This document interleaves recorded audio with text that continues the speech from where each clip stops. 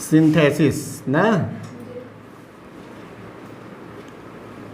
Synthesis को क्या कहते हैं? वाक्य संश्लेषण।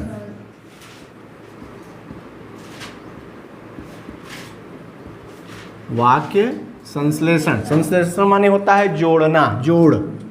संश्लेषण का मतलब जोड़, ठीक है। तो वाक्यों को जोड़ने की क्रिया, देखो वाक्य निर्माण, फॉर्मेशन ऑफ सेंटेंसेस, ध्यान से समझो। ये सिंथेसिस अपने आप में पूरा ग्रामर है। यानी यदि आपको सिंथेसिस अच्छे से समझ में आ जाए तो आगे की चीज़ें बिल्कुल इजी हो जाएंगी, क्योंकि चाहे वो हिंदी की चाहे अंग्रेजी की कोई भी वाक्य की बात होती है तो वाक्य 3 तरह के बनते हैं। कितने तरह के? 3 तरह के। एक बनता है सिंपल सेंटेंस, दूसरा बनता है कॉम्प्लेक्स सेंटेंस, और तीसरा बनता है कंपाउंड सेंटेंस। यही ना? अब देखो ये सिंपल, कॉम्प्लेक्स और कंपाउंड जो सेंटेंसेज हैं, ये 3 ही प्रकार के सारे सेंटेंस होते हैं। चाहे आप कोई भी क्वेश्चन वो मैटर लिख रहे हो, कोई भी चीज़ लिख रहे हो, तो वाक्य जो बनेगा वो कितने तरह का? 3 ही तरह का बनेगा। अब ये जो वाक्य बन रहा है, यहाँ पर जोड़ने की क्रिया होगी कि कैसे हम 2 वाक्यों को जोड़ करके एक नया वाक्य बनाएंगे। आपको पता है कि जब भी कोई वाक्य बनता है तो उसमें एक सब्जेक्ट, एक वर्ब और एक ऑब्जेक्ट होता है। कुछ वाक्यों में सब्जेक्ट नहीं होता तो छुपा रहता है, जैसे इंपरेटिव सेंटेंस में। लेकिन सब्जेक्ट, वर्ब और ऑब्जेक्ट, हो सकता है किसी वाक्य में ऑब्जेक्ट ना दिया हो, क्योंकि वर्ब जो है वो इंट्रांजिटिव वर्ब भी होते हैं, अकर्मक क्रियाएं जिनके साथ ऑब्जेक्ट नहीं आता। तो जरूरी नहीं है, लेकिन इसका होना जरूरी है, क्योंकि without a verb there is no formation of sentences. यानी वाक्य बन ही नहीं सकता किसके बिना? क्रिया के बिना। इसलिए क्रिया जरूर होती है, सभी में क्रियाएं होती हैं। और एक बात जानो, सिंपल सेंटेंस में केवल और केवल एक ही फाइनाइट वर्ब होनी चाहिए। फाइनाइट और नॉन फाइनाइट वर्ब कितने प्रकार के? 2 प्रकार के। वर्ब को पहले यहां समझोगे तो वर्ब कितने प्रकार के हुए? 2। एक हो जाएगा फाइनाइट और दूसरा हो गया नॉन फाइनाइट। अब इसमें क्या अंतर है? तो फाइनाइट यानी सीमित क्रियाएं। सीमित क्रियाएं वे क्रियाएं होती हैं जो अपने टेंस और सब्जेक्ट के अनुसार बदल जाती हैं। क्या? टेंस और सब्जेक्ट के अनुसार बदल जाने वाली क्रियाओं को क्या कहते हैं? Finite verb. जैसे कोई वाक्य होगा, यदि टेंस बदले उसका तो बदल जाएगा, ये फाइनाइट वर्ब जो होगा वो बदल जाएगा। और जो नॉन फाइनाइट वर्ब होते हैं, इनके ऊपर न टेंस का प्रभाव पड़ता है और ना ही सब्जेक्ट का प्रभाव पड़ता है। इसका मतलब ये सारे टेंस में एक रूप में रह सकते हैं। तो जो फाइनाइट वर्ब्स हैं वो केवल एक ही होने चाहिए एक सेंटेंस में। किसी भी वाक्य में जो सिंपल सेंटेंस का वाक्य होगा, उस वाक्य में केवल एक ही फाइनाइट वर्ब होनी चाहिए।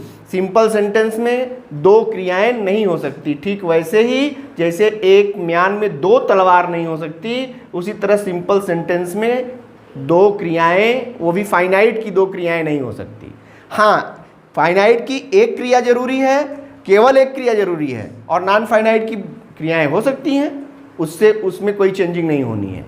तो ध्यान ये देना है कि जो वाक्य हमारे सामने होगा उसमें एक वर्ब जरूर होगा, और दूसरा जो वाक्य जोड़ने के लिए मिलेगा उसमें भी तो एक वाक्य होगा, उसमें भी एक वर्ब होगा ना। यानी जितने वाक्य आपको जोड़ने को मिलेंगे, अब यहाँ मैंने 2 ही वाक्य लिया, हो सकता है 3-4 वाक्य मिल जाए जोड़ने को, तो जितने सेंटेंसेस उतनी वर्ब क्रिया होगी, क्योंकि बिना क्रिया के वाक्य बन नहीं सकता। लेकिन यह भी है कि जब वाक्य बनेगा तो केवल एक ही मुख्य क्रिया होनी चाहिए, एक से अधिक नहीं हो सकती। अब देखो, जैसे इन दोनों को जोड़ना है और जोड़ करके क्या बनाना है? Simple sentence. हम पहले वाले वाक्य की बात कर रहे हैं। तो जब हम सिंपल सेंटेंस बना रहे होते हैं तो उसमें अब फिर से शर्त आ गई कि जोड़ेंगे 2 क्रियाओं को, लेकिन ये सिंपल सेंटेंस जो बनेगा उसमें एक सब्जेक्ट, एक वर्ब और एक ही ऑब्जेक्ट होगा। यानी इन दोनों में से हमें 2 क्रियाओं में से कोई एक क्रिया को ही मुख्य क्रिया बनानी है, शेष क्रियाओं के रूप को बदलना पड़ेगा, तब जाके हमारा सिंथेसिस होगा, कोई वाक्य बन पाएगा। यही है कि जब दो वाक्यों को हम जोड़ेंगे और एक वाक्य बनाना है तो इसमें एक वर्ब कहाँ जाएगा, क्योंकि वर्ब अर्थ भी नहीं बदलना चाहिए, अर्थ पर प्रभाव नहीं पड़ना चाहिए, मीनिंग भी उसकी स्पष्ट होनी चाहिए। अब यहाँ क्या होगा कि इन दोनों क्रियाओं में से एक क्रिया को तो हम मुख्य क्रिया बनाकर रखेंगे, मेन वर्ब, और दूसरी क्रिया को उसका रूप बदल करके नॉन फाइनाइट बना देंगे, क्योंकि ये भी बनते तो वर्ब से ही हैं। तो एक क्रिया को नॉन फाइनाइट बदल देंगे, और नॉन फाइनाइट बदलने के लिए नॉन फाइनाइट की क्रियाएं कितने प्रकार की होती हैं? 3 प्रकार की। एक होता है पार्टिसिपल, सेकेंड नंबर पर इन्फिनिटिव, और थर्ड नंबर पर जीरंड। पार्टिसिपल, इन्फिनिटिव और जीरंड ये नॉन फाइनाइट वर्ब होते हैं, यानी इनमें से दो क्रियाओं में से एक क्रिया तो पूरा पूरा लेनी है, और एक या जितनी भी क्रियाएं होंगी उन सारी क्रियाओं का रूप बदल करके क्या कर देना है, नॉन फाइनाइट में बदल देना है। तो ये यही करना है इस वाक्य को जोड़ते समय। यानी अब आप इस बात को समझ सकते हैं कि जब ये क्रिया बदलेगी तभी हमारा सेंटेंस बनेगा। जैसे कोई एक सिंपल सा वो एग्जाम्पल ले सकते हैं, ठीक है?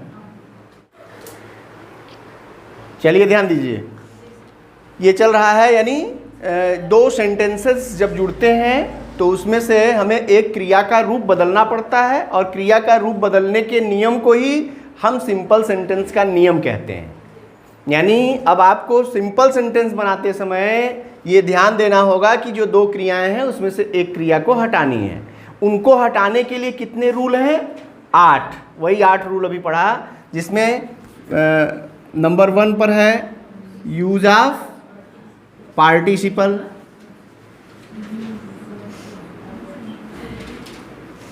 नंबर 2 पर है यूज ऑफ इन्फिनिटिव, तीसरे नंबर पर है use of nominative absolute,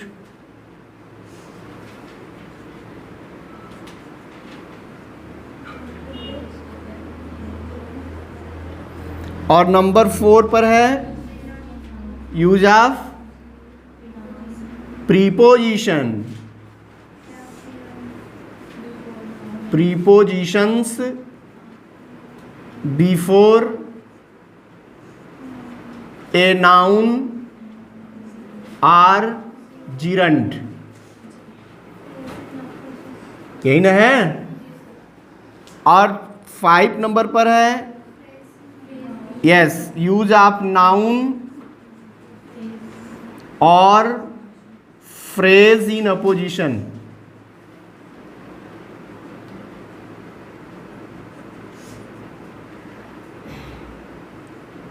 phrase in apposition. 6 पर है यूज ऑफ एडवर्ब और एडवर्बियल।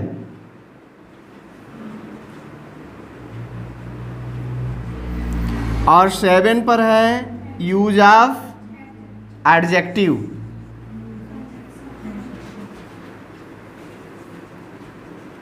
और लास्ट और 8 नंबर पर जो आएगा वो है यूज ऑफ कंजक्शन एंड।